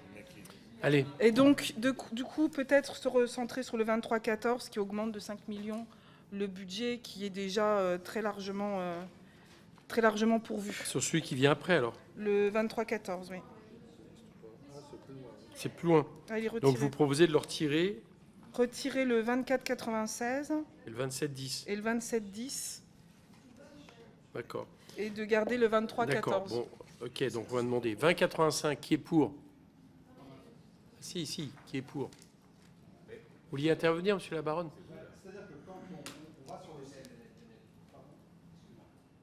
Allez-y. Attendez. Pardon, une seconde, allez-y. Quand on va sur LinkedIn de l'ANAC, on voit les domaines d'intervention, donc intervention et capitalisation, très bien. Moi, ça me convient tout à fait. Hein. Qualité de vie au travail et performance, ça me va aussi bien. Mais dans ces conditions, puisque cette agence participe à l'amélioration des performances, de la profitabilité de l'entreprise, comment se fait-il que ce soit un organisme public? J'imagine que toutes ces interventions doivent être gratuites, ou à moins, je ne connais pas bien la situation, peut-être. Oui. Mais quelle est la part des fonds propres, quelle est la part des ressources propres à partir d'études commercialisées avec les dotations de l'État? Quel est le pourcentage? Ok, bon, j'ai eu un compte, Mme Tallier-Polian pour et on vote. Parce que là, sinon, on va jamais pour le maintien, hein, donc contre les amendements. Oui, j'ai compris. Non, mais l'ANACT est vraiment extrêmement reconnue. Mais elle prend la question de la santé au travail par le biais, en fait, du gagnant-gagnant. C'est-à-dire d'inciter les directions d'entreprise en lien avec les organisations syndicales pour dire comment est-ce qu'on peut mieux organiser le travail, mieux protéger les salariés, et ça, en fait, c'est au bénéfice de l'entreprise. Et donc, c'est vraiment des modalités qui devraient être développées. Et oui, malheureusement, on a besoin de la puissance publique pour faire ça, parce que si on s'en remet au dialogue social qui, dans notre pays, n'est pas très, très vigoureux, eh bien, on n'y arrive pas. Il s'agit là de la santé des salariés au bénéfice de la production des entreprises, et ça marche. Donc, vraiment, ce serait une grave erreur que de supprimer cette agence. OK. Allez, on passe au vote. Le 2085, qui est pour? Qui est contre? Rejeté. Même vote, enfin 268, qui est pour? Qui est contre? C'est celui de M. Renaud. C'est le Rassemblement national. Contre. Merci. Ensuite, les deux autres, vous les retirez ou pas? D'accord, merci. Le 2318, M. Fournier. Alors, le 2318, c'est une aide à l'ANACT pour évaluer la manière dont les CSE se sont saisis de leurs nouvelles prérogatives environnementales suite à la loi climat et résilience de 2021. Merci. Les rapporteurs. Favorable. Passe au vote. Qui est pour? Qui est contre? Rejeté. Le 1794. Alors, cet amendement de mon collègue Ruffin pour objectif de concrétiser une des recommandations d'un rapport réalisé l'année dernière dans le cadre de la rédaction du dans le cadre du PLFSS, visant à rendre obligatoire pour les employeurs de suivre une formation régulière sur les obligations de sécurité et de santé au travail et aux dispositifs de prévention des risques professionnels. Le directeur de la CARSAT des Hauts-de-France disait « La sécurité, ça s'apprend ». Eh bien, je crois que c'est clair. Et ce serait bien que tous les dirigeants et dirigeantes d'entreprise apprennent des choses à ce sujet. OK, merci. Les rapporteurs. Bon, normalement, un employeur, il est responsable de la sécurité de ses employés, donc il est censé être formé. Mais effectivement, ça ne fait pas de mal, donc c'est plutôt un avis favorable. D'accord. Qui est pour? Qui est contre? Rejeté.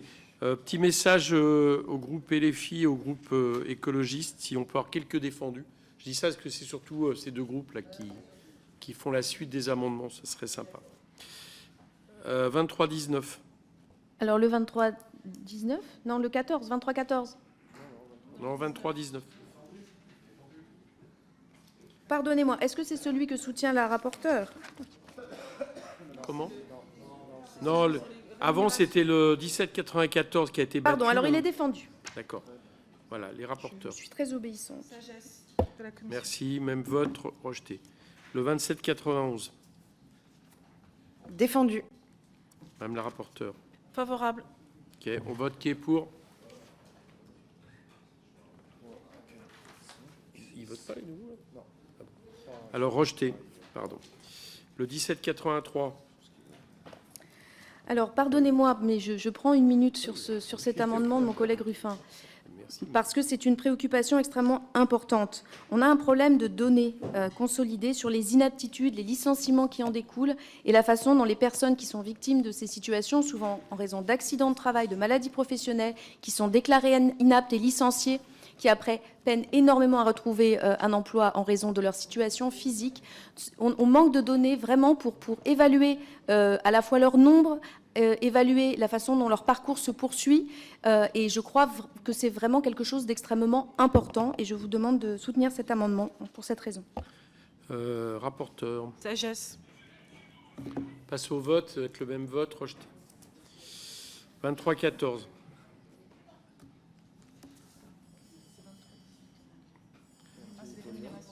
« 23-14. » Alors, c'est le fameux amendement sur l'ANACT, donc je laisse la rapporteure. Voilà. Bah oui, mais alors, du coup, d'accord. OK. Qui est pour? Qui est contre? On aurait dû le voter tout à l'heure. Hein. Bon, rejeté. 20-94. Le 741. Défavorable. Qui est pour? Qui est contre? Ah, c'est une discussion commune. Non. Mais non, 741, c'est pas une discussion. Ah si, pardon, vous avez raison. Avec le 2287, excusez-moi. Bon, c'est pas grave, rejetez le 741, 2287. Madame Louvagie.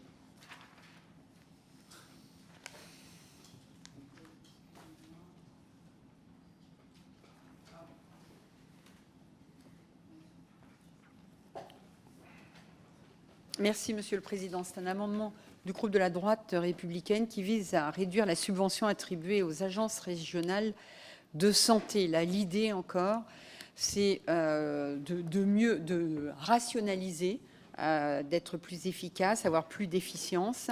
Et je pense on se souvient tous de la situation des ARS qui n'avaient pas toutes répondu à l'attente des citoyens au moment de la crise sanitaire. Et nous sommes persuadés qu'il faut réorganiser aujourd'hui tout ce qui concerne la santé et redonner notamment au niveau des préfectures le fonctionnement et les attributions, les compétences de l'organisation de la santé sur les territoires, au plus proche des territoires. C'est l'objet de cet amendement.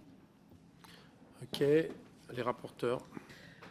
Alors, il y a déjà eu une baisse de subventions pour charges de service public des ARS.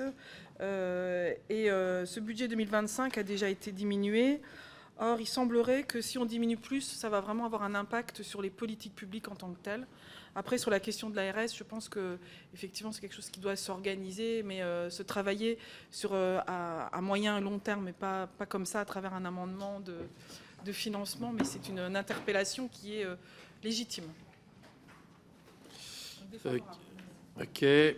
On peut passer au vote. Qui est pour?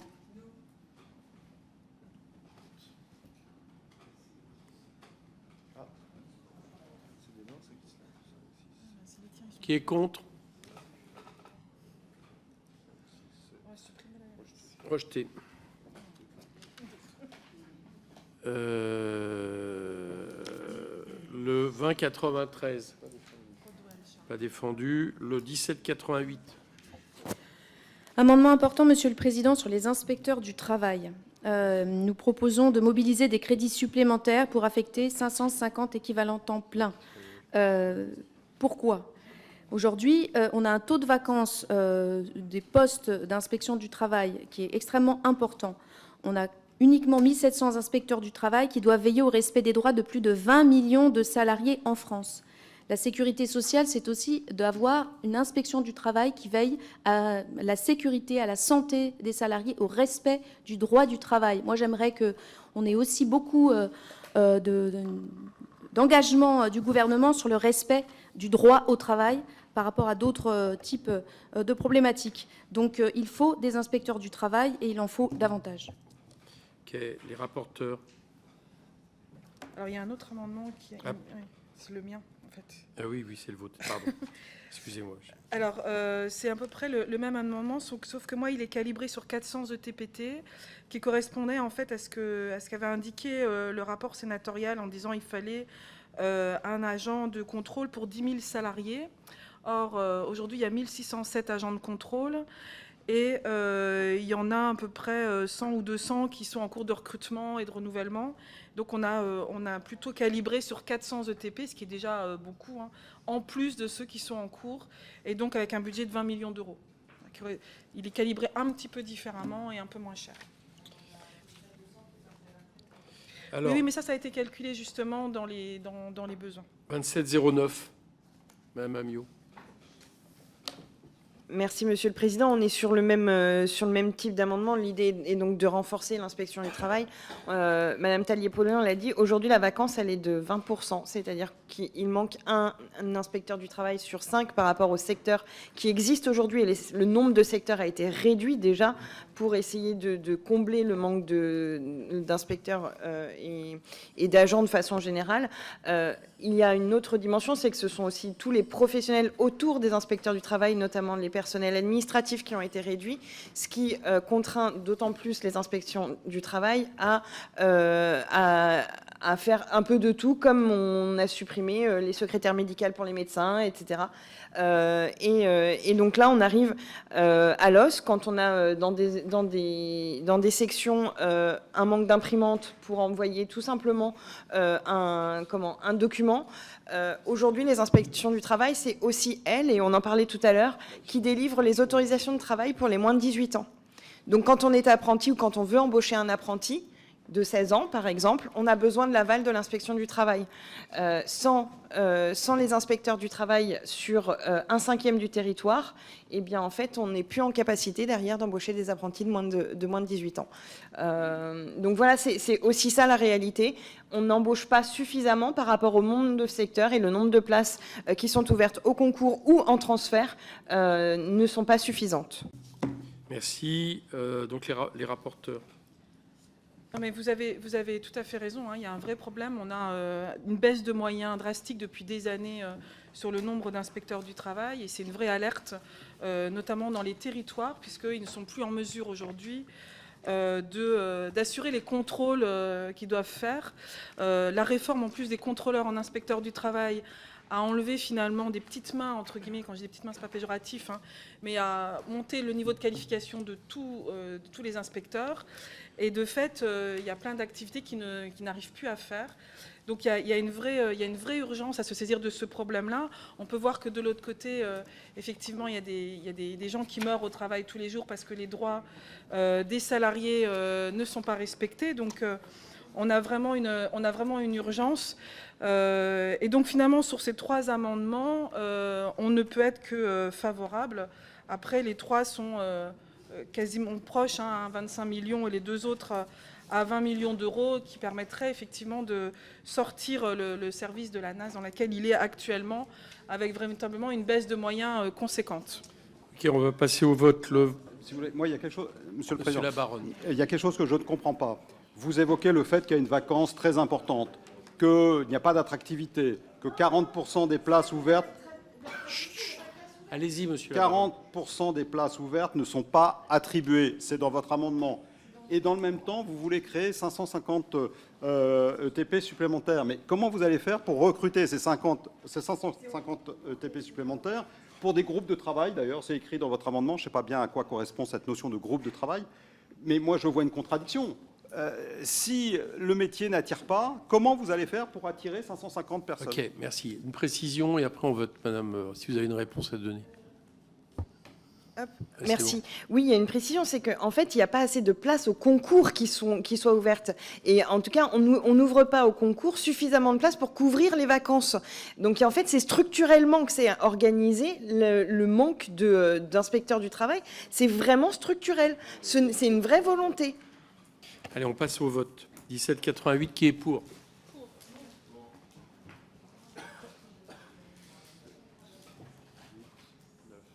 Qui est contre?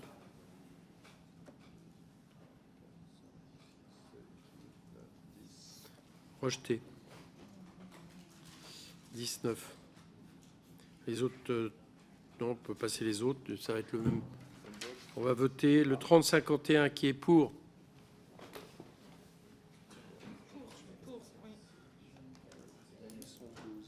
Qui est contre?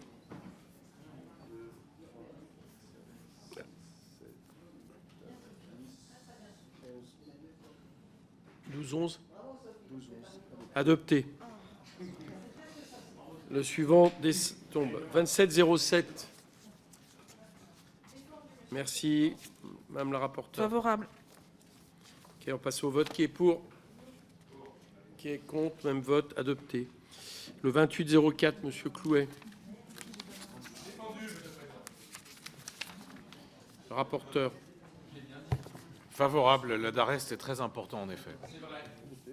On passe au vote. Même vote. Adopté. Le 2798, madame Thiébaut-Martinez. Oui, merci, monsieur le président.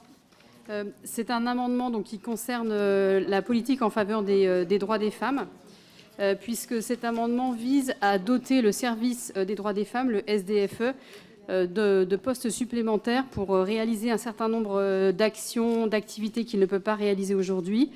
L'année dernière, à la faveur d'un amendement, le SDFE a pu doter à peu près la moitié des délégations régionales de postes d'animation territoriale. On souhaiterait par cet amendement donner la possibilité au SDFE de compléter cette organisation.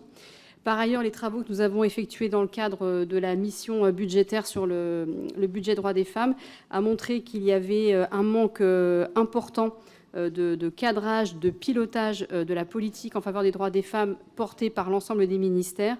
Et l'affectation de nouveaux postes au SDFE permettrait au SDFE d'assurer une évaluation des politiques publiques ainsi qu'un suivi de ce qui est conduit par l'ensemble des ministères pour les politiques en faveur des droits des femmes.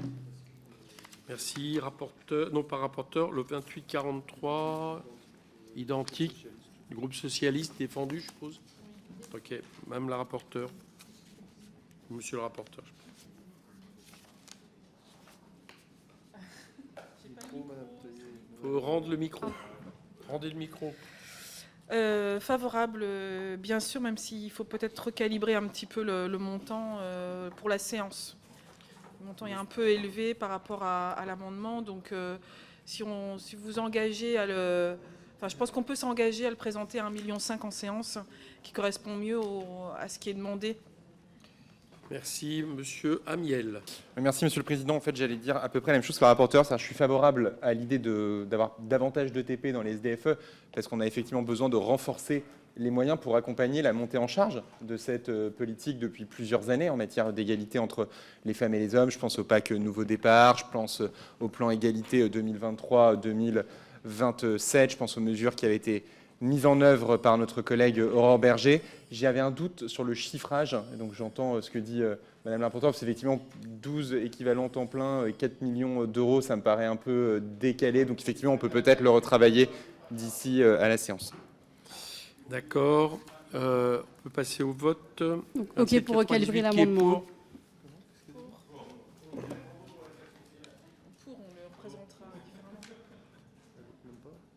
Qui est contre? Adopté. Le 14-14, Monsieur Verny n'est pas là. Le 284, Madame Maret-Boye. Oui, il s'agit encore de rationaliser les choses avec à terme une réinternalisation de l'Institut national du travail, de l'emploi et de la formation professionnelle. Donc on vous demande une diminution de crédit. Voilà. OK. Rapporteur. Défavorable parce qu'il s'agit là quand même d'une mission importante, celle de la formation et de l'accompagnement des inspecteurs du travail dont on a parlé juste avant. C'est la formation initiale mais aussi la formation continue. Donc je pense que c'est pour le coup un organisme qui est utile. OK, on va passer au vote. Qui est pour? Qui est contre?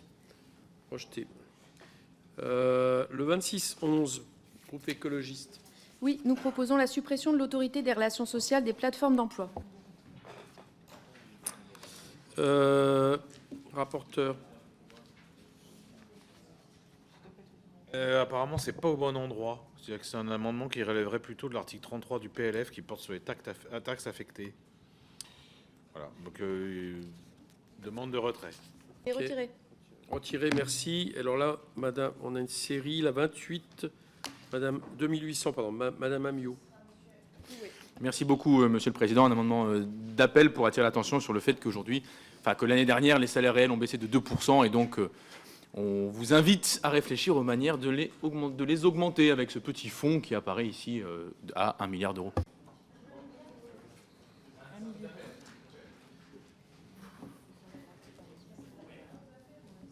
Allez, les rapporteurs.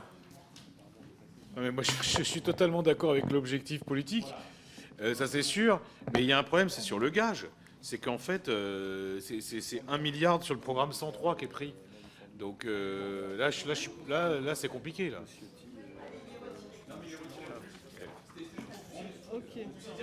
Ah oui, ça, c'est sûr. Oui. On va le remettre. Vous le retirez? Oui. Très bien, merci. Alors, je reviens en arrière et je fais toutes mes excuses. Oui.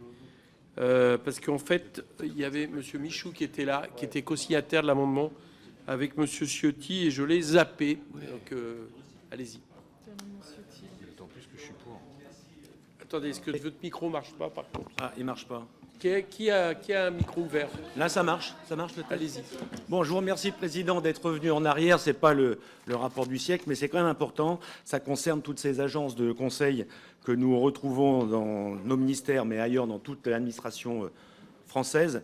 Je vous parle de mon expérience de maire où j'ai vu au cours des 20 ans où j'ai été maire voir apparaître toutes ces agences qui permettent de nous faire travailler sur des sujets d'urbanisme, d'environnement, et qui aujourd'hui gangrènent nos collectivités. Et là, l'amendement qui est proposé, c'est de réduire l'enveloppe budgétaire, déjà sur un ministère, et notamment sur la mission Travail-Emploi, qui représente 3 100 000 euros. L'intérêt, au-delà de l'intérêt financier, c'est que ça permet de réattribuer ces fonctions à nos personnels.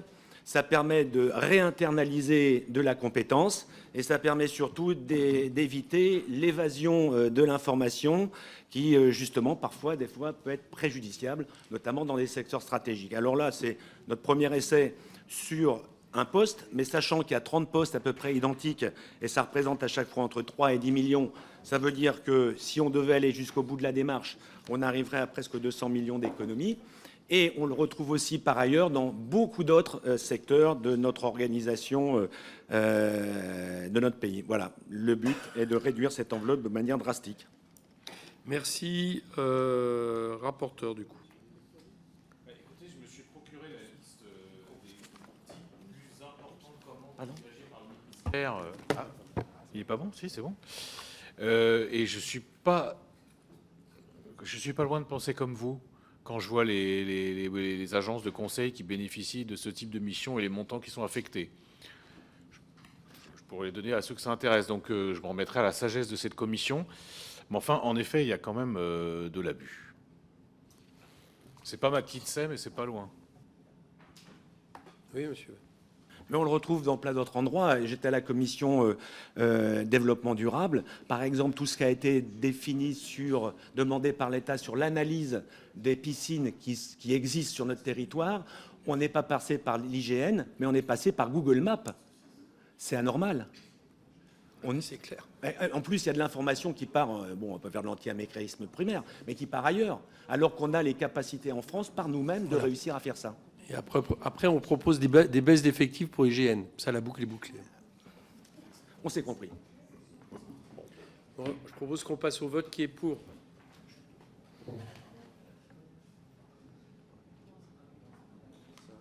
Qui est contre?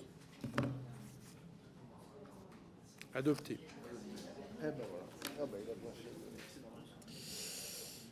Vous avez eu l'œil. Enfin, c'est mon administrateur qui a eu l'œil plutôt. 28-10. Madame Amiot. Le 28-10 et le 28-21 sont défendus, Monsieur le Président. Rapporteur. Favorable. Ok. On peut passer au vote qui est pour. Qui est contre. Il faut peut-être compter, non? C'était les deux mêmes ou... Oui, dans le premier, on défend. D'accord.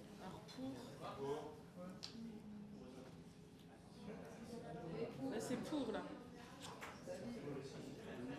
Là, c'est les pour. Qui est contre? Là, c'est les contre.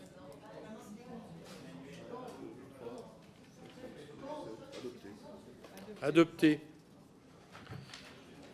Merci. Le deuxième tombe. Le 2608, groupe écologiste. Alors 2608 et le suivant, le 09, vise pour l'un à embaucher des inspecteurs du travail et pour l'autre à mettre en œuvre un programme budgétaire dédié à la lutte contre le travail illégal dans le secteur des plateformes numériques, ceci dans le cadre de la mise en œuvre prochaine de la directive instaurant une présomption de salariat pour les travailleurs des plateformes. Amendement de Madame Simonet. Rapporteur. 27-22, Amiot. C'est deux amendements différents, Madame Taillé-Poyon? Ah oui. D'accord. Il y a une discussion commune? Non, oui, c'est ça, le 27-22, qui est identique. Oui. Ok, favorable. Merci. On passe au vote qui est les deux, tous favorables. Dites-nous parce que... D'accord. 26,08 qui est pour? Non, monsieur Labaronne.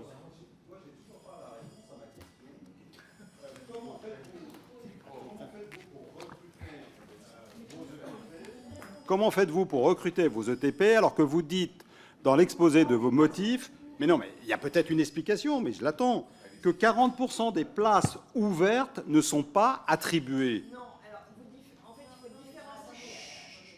Ben, donc. Non, mais il faut différencier les places des secteurs qui ne sont pas pourvus. Il faut différencier les secteurs qui ne sont pas pourvus. Donc là, effectivement, on est de l'ordre de 20% des secteurs qui ne sont pas pourvus. Et le nombre de places réellement ouvertes, et donc en termes de places au concours ou de passerelles depuis d'autres fonctions de la fonction publique, qui ne sont pas en quantité suffisante pour couvrir le nombre de secteurs ouverts et qui ne sont pas pourvus.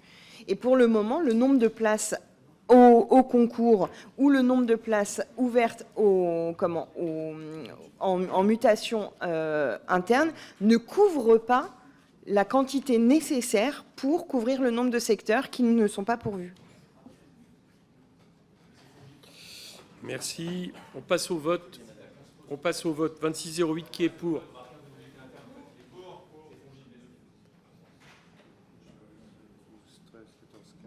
Qui est contre?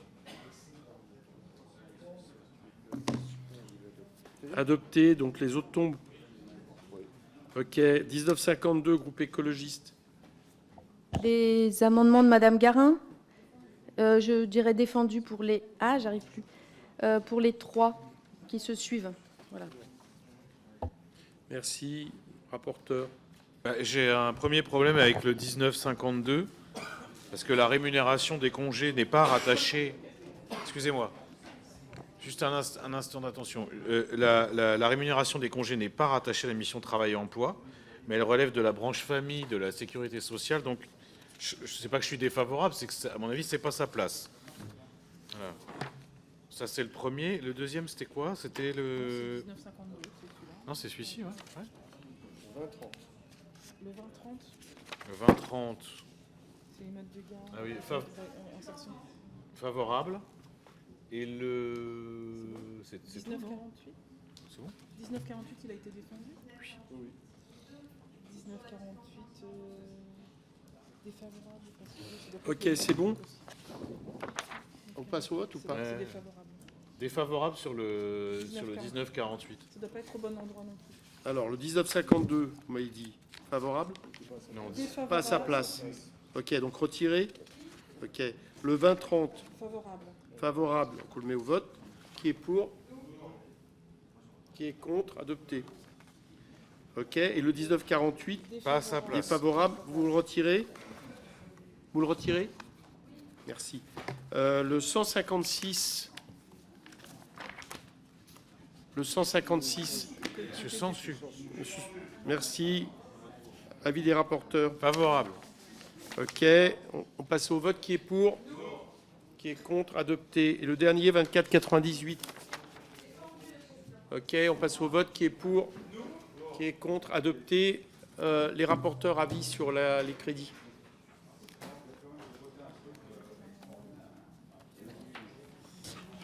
Alors avec l'ensemble des amendements qui ont été votés là pour cette mission, notamment les fonds pour l'inspection du travail, notamment l'emploi de France Travail, les 500 ETP, plus les 500 millions d'euros de France Travail, plus l'ensemble des fonds du PIC, PIC-IAE, etc., on ne peut être que favorable pour le vote de cette mission. Ok, RN. Oui, alors, même si je pense que, comme vous le dites, l'emploi, c'est important de travailler dessus. Simplement, nous avons fait de nombreuses propositions de réinternalisation afin de simplifier et de faire des économies. Choix que vous n'avez pas voulu faire, donc nous serons opposés.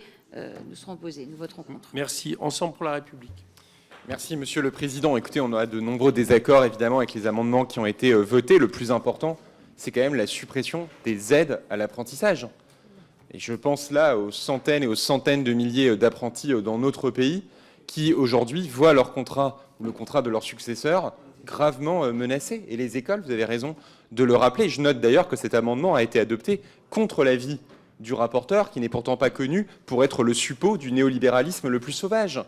Donc je crois que c'est sur l'autel de choix idéologiques, le sacrifice de l'insertion professionnelle de très nombreux jeunes, et pour cette raison, nous nous y opposons. Ok, France Insoumise. Oui, juste, on va voter ce texte parce que justement, on a fait des très grandes avancées, notamment dans la protection, la sécurité et la santé des salariés, et qu'il faut encourager ça. Groupe socialiste. Groupe droite républicaine. Oui, merci Monsieur le Président. Nous allons voter contre ces crédits pour plusieurs raisons. La première, c'est que ces crédits ont augmenté de 4,7 milliards en plus sur la mission travail et que par ailleurs, vous avez mis à mal tout ce qui concerne l'apprentissage, alors qu'il faut se rappeler encore, il y a 7 ou 8 ans, notre nombre d'apprentis n'était pas du tout au niveau qu'il avait et nous étions très en retard au niveau de notre pays par rapport à des pays voisins. Et nous sommes convaincus que l'apprentissage, c'est une voie d'excellence. Certes, il faut probablement réguler, cibler, comme l'a dit monsieur le rapporteur, mais en aucun cas supprimer un dispositif de cette nature. Merci. Groupe écologiste. Nous sommes favorables à la nouvelle mouture confectionnée. Groupe démocrate.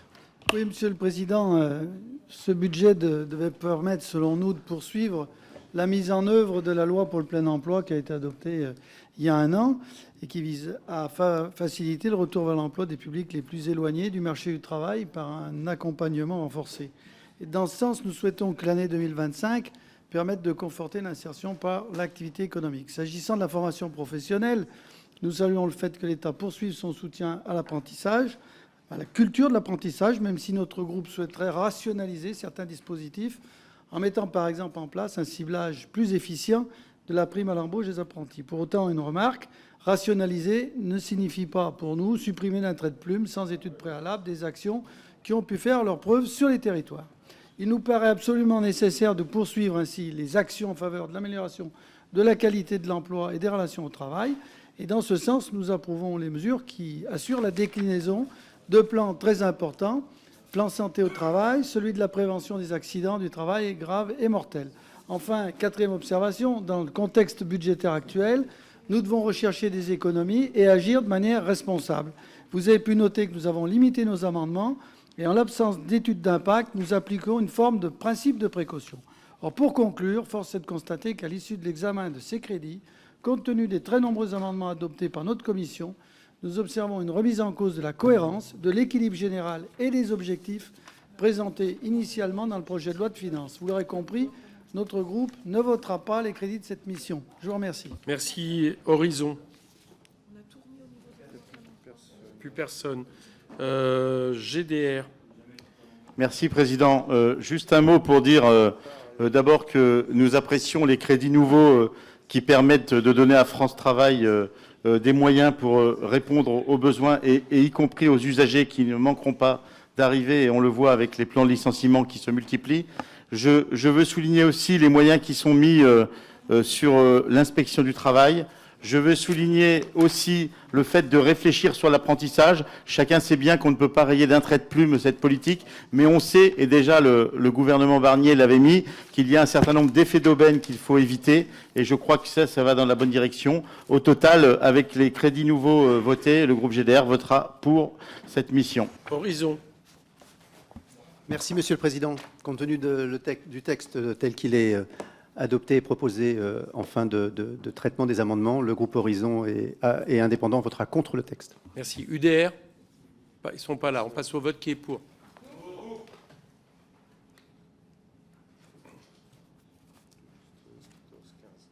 Qui est contre?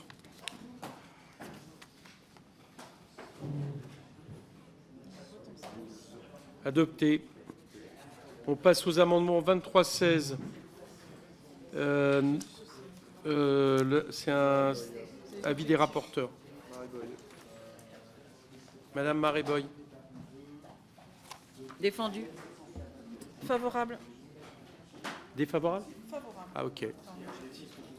D'accord. Qui est pour? Qui est pour? Qui est contre? Adopté. On passe au 15,95. Monsieur Lefebvre n'est pas là.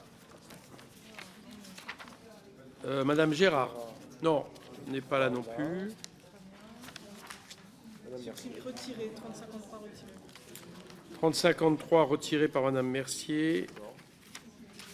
Le 3071, Monsieur Morel. Ok, merci. Ensuite, le 346, Monsieur Labaronne. C'est à vous. Vous avez un amendement.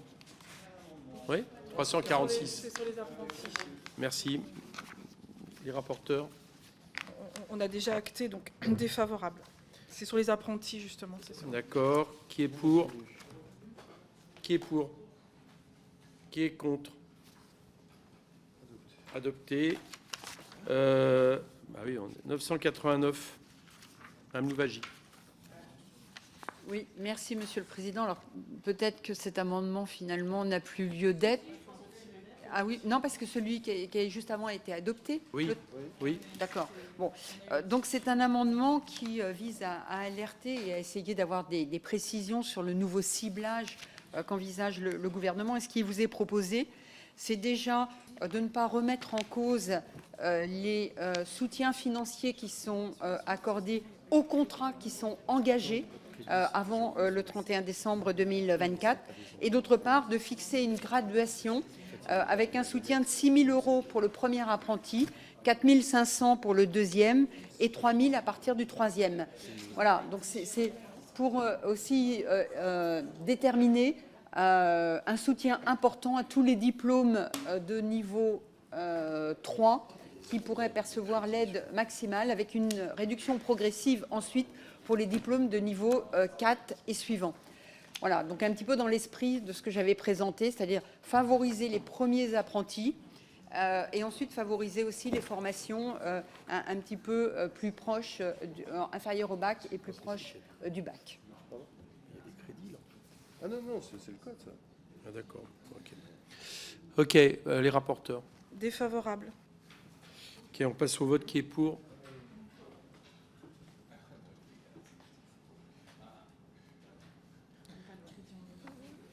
Qui est contre? Adopté. On passe au 2505.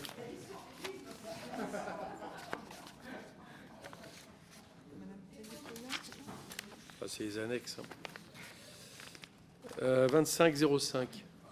Défendu. Les rapporteurs. Favorable. Ok. Même vote rejeté. Enfin, même vote à l'envers rejeté. Le 3052. Alors là, c'était justement dans la continuité des votes sur les apprentis, c'était d'avoir un rapport sur les frais de formation. Puisqu'en fait, ce qui coûte extrêmement cher aussi à France Compétences, c'est les frais de formation. Et on a noté certains abus par les organismes de formation. Et l'idée serait d'aller un peu au-delà et de pouvoir réfléchir à la qualité des formations en lien avec les frais de formation qui sont demandés dans le cadre de l'apprentissage. Donc là, c'est vraiment une demande de rapport pour aller un peu au-delà dans la discussion sur le coût de l'apprentissage en général. Merci. Passe au vote. Qui est pour? Qui est contre? Rejeté. Contre un rapport. Ah, mais ça, normalement, c'est une constante. Dites-vous bien qu'on a... Allez, le 2504. 2504, Mme Taillé-Polian. Dernier amendement. Mme Taillé-Polian. Les rapporteurs. Défavorable. Passe au vote. Qui est pour? Qui est pour? Qui est contre? Rejeté. On se retrouve demain à 9h, chers collègues. Merci. Merci. Demain? Non, je sais pas.